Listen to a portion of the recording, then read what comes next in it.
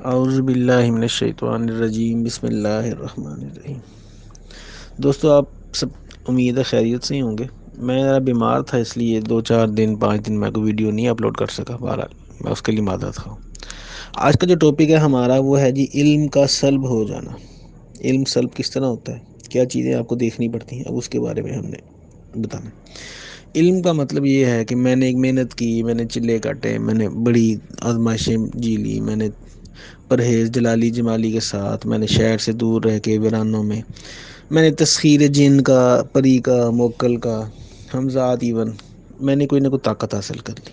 ٹھیک ہے، یہ طاقت بڑی مشکل سے مجھے ملی ہے۔ یہ بھی پاسبل ہے کہ کسی استاد نے مجھے اپنی زیر نگرانی مشقیں اس طرح کرائیں کہ وہ چیز جو مجھے 10 سال میں ملنی تھی وہ مجھے 1-2 سال میں مجھے مل گئی۔ اب میرے پاس ایک طاقت آ گئی۔ اب میں سمجھ رہا ہوں کہ جی میں نے وہ ٹارگٹ حاصل کر لیا جو میں چاہتا تھا۔ طاقت آنے کے بعد جو ہے نا، اب آپ یہ اگر سمجھیں گے کہ وہ طاقت آپ کے پاس ہمیشہ رہے گی اور اس کو کوئی نہیں چھین سکتا، یہ چیز غلط ہے۔ اس کو طاقت کہہ لیں، اس کو علم کہہ لیں۔ علم سلب ہو جاتا ہے، سلب کا مطلب ہوتا ہے چھینا جاتا ہے۔ یہ اسی طرح ہی ہے جیسے کہ سپوز کریں کہ چھوٹا بچہ ہے، پسٹل لے کے باہر سڑک پہ آ جائے، تو بھائی اس کو کوئی نہ کوئی اگر دیکھے گا، کوئی پولیس والا، کوئی بڑا، کوئی ان کا بزرگ، تو وہ اس سے چھین لے گا، کیونکہ اسے پتہ ہے کہ یہ بچہ ہے، اس کے ہاتھ میں یہ چیز ٹھیک نہیں ہے، یہ نقصان پہنچا سکتا ہے کسی کو بھی، اپنے آپ کو بھی۔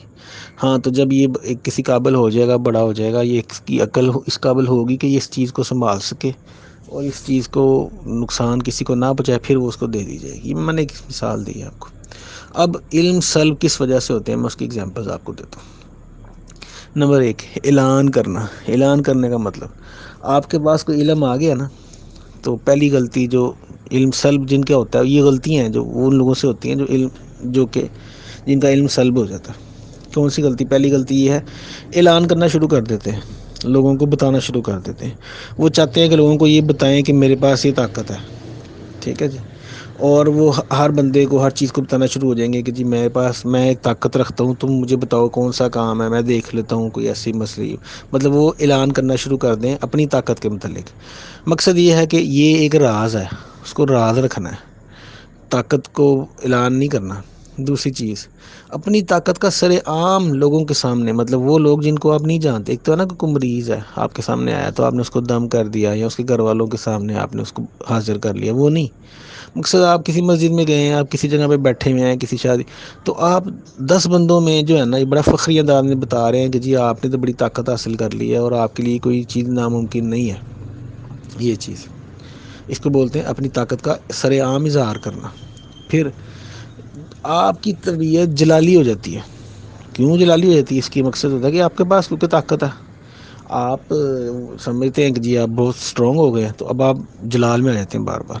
کوئی کسی کی بات آپ کو بری لگے، فوراً آپ کو غصہ آ جائے گا اور آپ فوراً سوچیں گے کہ میں اپنی طاقت سے اس کو نقصان پہنچا دوں۔ ہو سکتا ہے جیسے کہ آپ جا رہے ہیں، سپوز اب گاڑی پہ ہیں یا بائک پہ ہیں، اگر کسی وجہ سے کوئی ایکسیڈنٹ ہو گیا کسی کی غلطی سے یا آپ کی غلطی سے، تو آپ جلال میں آ جائیں گے، اس کو معاف نہیں کریں گے، اس سے بدلہ لینے کی کوشش کریں گے۔ کسی نے کوئی بات کہہ دی، عام طور پہ بندے ان کو اگنور کر دیتے ہیں، معاف کر دیتے ہیں، لیکن کیونکہ آپ کے پاس ایک طاقت ہے بڑی اسٹرانگ، تو آپ کیا کریں گے؟ آپ جلال میں آ جائیں گے اور اس کو معاف نہیں کریں گے۔ مطلب اپنی طاقت کے زور پہ آپ اپنے دشمنوں کو، ٹھیک ہے، اور ان لوگوں کو جو آپ کے حق میں نہیں ہے، آپ ان کو نقصان پہنچانے کی کوشش کریں گے۔ اگلا، چیلنج کرنا۔ کبھی بھی اپنی طاقت کی بیس پہ چیزوں کو چیلنج نہیں کرتے۔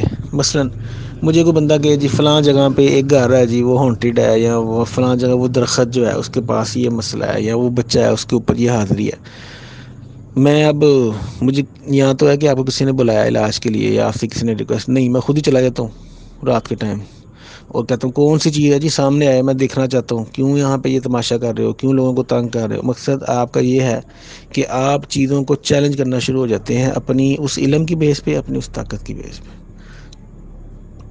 اگلا سٹیپ، اپنی طاقت کو آزمانا شروع ہو جاتے ہیں۔ مثلا میں اپنی طاقت کو آزمانے لگتا ہوں، یار میں دیکھتا ہوں کہ میری طاقت جو ہے، میں اس چیز کے اوپر یہ کروں تو کیا اس چیز پہ چل جائے گی۔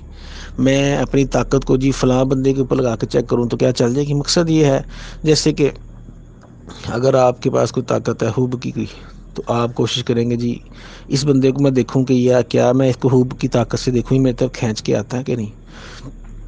مقصد ایک ایسا ہے کہ آپ نے ایک آپ کا نکاح کا بھی ارادہ نہیں ہے، آپ نے صرف ایک شرارتاً ایک مذاق کے طور پہ اپنے علم کو نا آزما رہے ہیں، ٹھیک ہے، کہ جی دیکھوں کہ یہ علم یہ کام کر سکتا ہے کہ نہیں، یہ کام کر سکتا ہے نہیں۔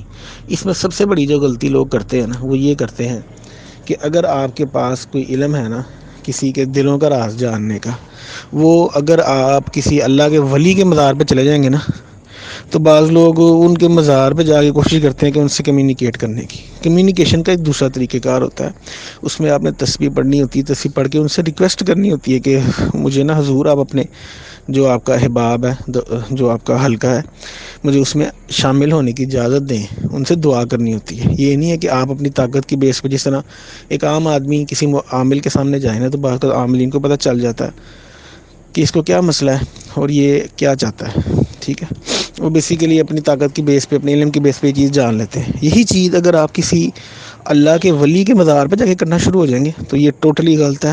وہاں پہ 90% سے بھی زیادہ چانس ہے کہ آپ کا علم سلب ہو جائے گا۔ مثلا آپ جائیں گے، جب آپ یہ اس پہ طاقت ایک دفعہ آزمائیں گے، اس کے بعد آپ کو فیل ہوگا جیسے آپ کے پاس کچھ نہیں ہے، آپ خالی باہر نکلیں گے، مطلب آپ کا سارا علم جو ہے نا وہ سلب ہو جائے گا۔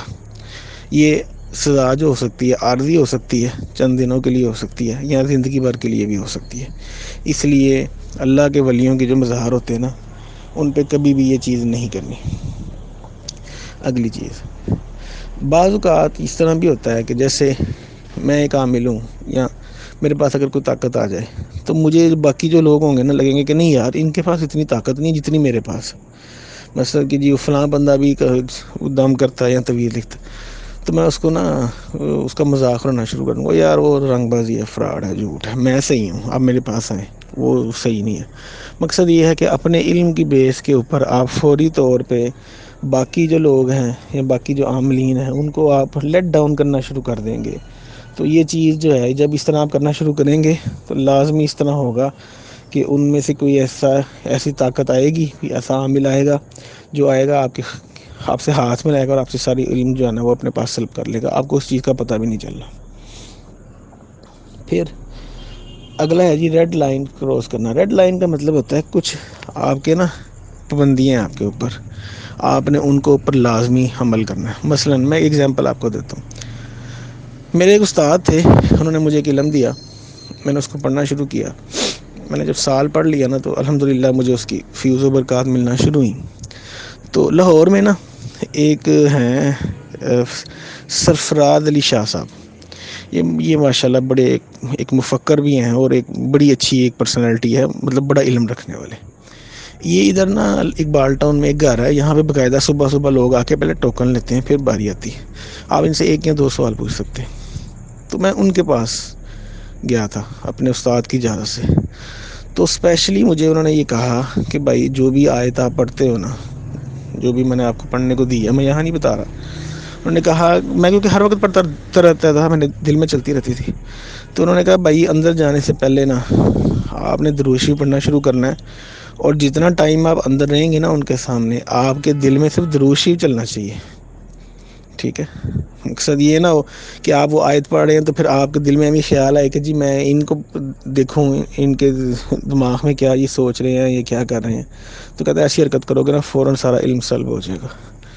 میں ان کی اگزامپل آپ کو دی ہے۔ اسی طرح یہ حکیم طارق صاحب ہیں، ادھر منصورے کے پاس کوئی خالد صاحب ہیں جن کا خزینہ روحانیت جو ہے ایک اس کا عملیات کا ایک رسالہ نکلتا ہے۔ مقصد یہ وہ لوگ ہیں کہ جو واقعی بڑے اسٹرانگ ہیں، اور ان کے بڑے بڑے ہزاروں کی تعداد میں تو ان کے شاگرد ہیں جو مختلف قسم کی جو ہے نا وہ تذکیرات کے اور دوسرے عمل کرتے ہیں۔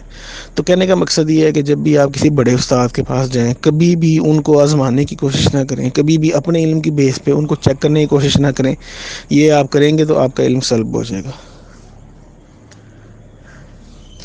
اور لاسٹ یہ ہے کہ جی جو سب سے کامن میرے حساب سے جو غلطی ہوتی ہے، کوئی بڑا بول نہ بولے۔ مختلف لوگوں کو جو ہے مختلف ان کی کیفیات ہوتی ہیں۔ میں الحمدللہ اس چیز سے بہت زیادہ ڈرتا ہوں کہ میرے منہ سے کوئی بڑا بول نہ نکل جائے۔ بڑا بول کا مطلب یہ ہے کہ میں کسی بندے کا بھی مذاق سے کہوں یار تجھے تو پتہ ہی کچھ نہیں، او بھائی تجھے کیا پتہ ہو پڑھائی کیا ہوتی ہے، یار تم نے کون سی محنتیں کی ہوئی ہیں، اس طرح کی کوئی بات، مطلب کہ ایسی بات میں کر دوں کسی بندے سے ہو سکتا ہے منہ سے ویسے نکل جائے، کستا نکل جائے جو اس کے دل کو ہرٹ کر دے۔ بعض اوقات اس طرح کا کوئی کام ہو نا تو اس سے آپ کی جو علم ہے نا اس میں کوئی غلطی ہو جاتی ہے، ریجیکٹ ہو جاتی ہے اور علم سلب ہو جاتا ہے۔ اللہ تعالیٰ اگر میں نے کوئی ایسی بات کسی سے کی ہے تو مجھے معاف کر دے اور مجھے اس چیز سے آگے بھی بچائے۔